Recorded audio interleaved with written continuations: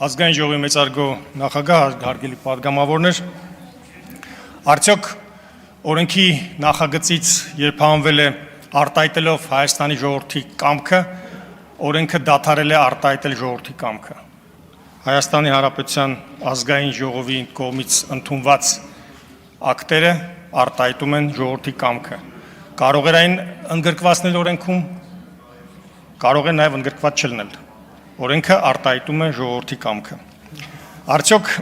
երբ հանվել է այդ նախադասությունը, բառակապակցությունը, առ-ոչինչ է դարձել 60,000 քաղաքացիների ստորագրությունը։ Բնականաբար ոչ։ Ոչ միայն 60,000 քաղաքացիների ազգային ժողովի կողմից օրենքը ընդունվելու պարագայում այն արտահայտելու է Հայաստանի ողջ ժողովրդի կամքը։ Իսկ հասարակական հարցումները, որոնք անցկացվել են, դա գիտություն է, սոցիոլոգիան եւ շատ մոտ է իրականությանը, որ 50%-ից ավելին Հայաստանի Հանրապետության ժողովրդի աջակցում է այս ուղուն։ Արդյոք սա անդամակցություն է։ Ոչ, սա անդամակցություն չի, անդամակցությունը լինելու է հանրաքվեով, ժողովուրդը, երբ որ Հայաստանի Հանրապետությունը պատրաստ կլինի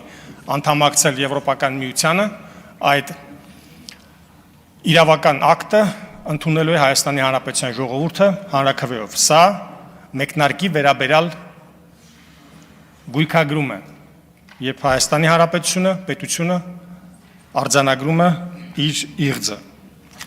Ես նաև ուզում եմ շնորհակալություն հայտնել նախաձեռնող խմբի անդամներին, շնորհակալություն եմ հայտնում բոլոր նրանց, ովքեր որ մասնակցել են ստորագրահավաքին, հավաքել են այդ ստորագրությունները, բոլոր նրանք, ովքեր որ գնացել են համայնքապետարաններ եւ դրել են իրենց ստորագրությունը, շնորհակալություն եմ հայտնում իմ գործընկերոջը արդյունավետ ակադեմիական բանավեճի համար, այդ թվում նաև հոդվածների տեսքով, ինչը նպաստեց օրենքի էության լիակատար բացահայտմանը։ Կոչ եմ անում կողմ քվեարկել օրենքի նախագծին։ Շնորհակալ եմ։ Շնորհակալություն։